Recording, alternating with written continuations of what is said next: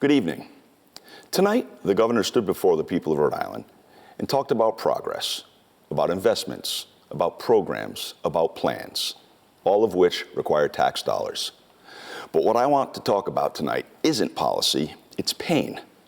Because for a lot of Rhode Islanders, the lived experience of the last 20 to 25 years doesn't feel like progress at all. It feels like running faster and harder just to stay in the same place. It feels like doing everything you can to get by and still falling behind. And if we're being honest with ourselves, that pain didn't appear overnight. It didn't come from one bad year or one bad decision. It came from a pattern, a behavior, a way of governing that has gone largely unchanged for decades. In order to understand where Rhode Island is going, we have to be willing to look honestly back at where we've been. In the year 2000, Rhode Island's state budget was about $4.5 billion. Last year, it was over $14 billion, a 200% increase. Over that same period, real household income for Rhode Islanders only grew by about 25 to 30%. That isn't a political talking point, that's math. According to the Rhode Island Public Expenditure Council, state spending growth has consistently outpaced economic and income growth for decades, year after year, administration after administration. Democrat majorities have been approving annual budgets for decades that grow faster than the paychecks of the people paying for them. In fact, it's grown 7 times faster. And when spending grows faster than income for that many years, the consequences are not theoretical. They show up in the real world. Consequences like young families realizing they can't afford to stay in Rhode Island. Home prices have nearly tripled since 2000, and our housing inventory has been swallowed up by out-of-state corporations and a transient, remote, out-of-state workforce, largely from Boston and Manhattan. Consequences like ever-growing utility bills, higher property taxes, and more fees, all a direct result of the types of policies we heard about tonight from the governor. Consequences like municipalities being forced to pay for state-mandated programs that receive no funding. Cities and towns must then pass that cost down to homeowners and renters in the form of increased property taxes and fees. Consequences like families who never imagined needing help suddenly finding themselves relying on public assistance just to keep up. Even the state's own demographic data shows young, working-age Rhode Islanders exiting at a record pace. And this is the demographic that is needed to pay the taxes that the state budget relies on. Here's the trajectory if we stay on this path. Over the next 25 years, we will have a shrunken working-age population trying to support a government that keeps growing faster than the paychecks of the people supporting it. Taxes, fees, and utility costs won't drift upwards, they will lurch higher. And here's the part that frustrates people the most.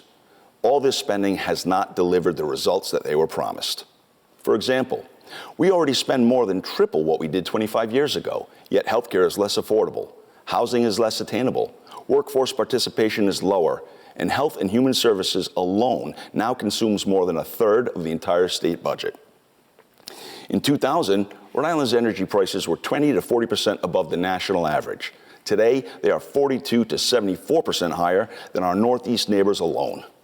Households are effectively paying for 15 and a half months of electricity each year, and most of these increases are the result of the 2021 Act on Climate, despite only 9% of Rhode Islanders stating clean energy as a priority. In that same period, the median home price has gone from $136,000 to over $515,000. Despite 35 years of focused state spending on housing, we rank 50th in new housing starts. Providence is the least affordable rental market in the country, and we have the second highest rate of chronic homelessness. When it comes to public education, Rhode Island spends about $21,000 per student per year, among the highest cost in the nation. Yet, recent student proficiency rates have fallen back to early 2000 levels. So if spending alone was an actual solution, as our Democratic friends seem to believe it is, Rhode Island would be thriving, but it simply isn't. When politicians say government should take care of the people, what they mean is more programs, more spending, and more control from the State House. After decades of that approach, Rhode Islanders are paying more, earning less, and falling further behind. A budget should reflect our values, yes, but a government that truly values people makes it easier for them to stand on their own, not harder.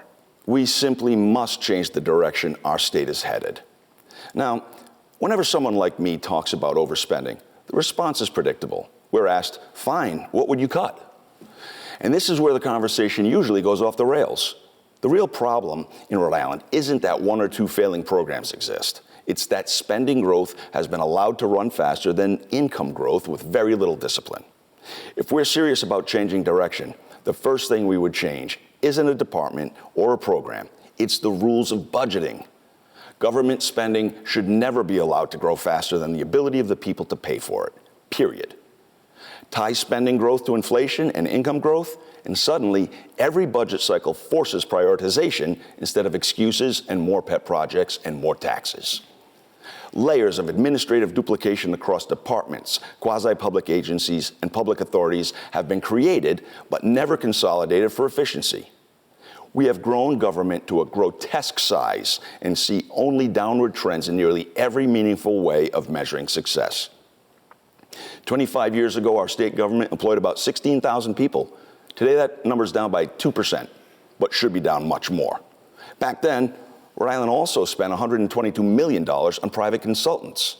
Today, however, just 25 years later, our cost for private consultants has quadrupled to over $600 million, and our state workforce has only shrunk by 2%.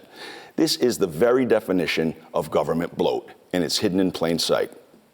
These trends need to be reversed, and we need to seriously right-size our state budget. None of that means cutting care for vulnerable people. None of that means closing schools or gutting public safety. It means slowing the growth of bureaucracy, demanding outcomes before dollars are allocated, and being honest that federal money isn't free, especially today as Rhode Island relies on 3 times as much federal funding as it did in the year 2000. So the solution isn't cut X department tomorrow. The solution is changing the behavior of state government so that spending growth aligns with income growth. That's how we stop digging the hole deeper, and it's not a novel idea. Quite bluntly, it's what every single Rhode Island family does every week when they sit at the kitchen table with their checkbooks and the ever-growing pile of bills. They prioritize and they tighten their belts. Rhode Islanders aren't asking for miracles. They're asking for honesty and transparency. They want to see spending discipline. They desperately want a government that understands their reality. They want to live in a state where their hard work is rewarded, not punished.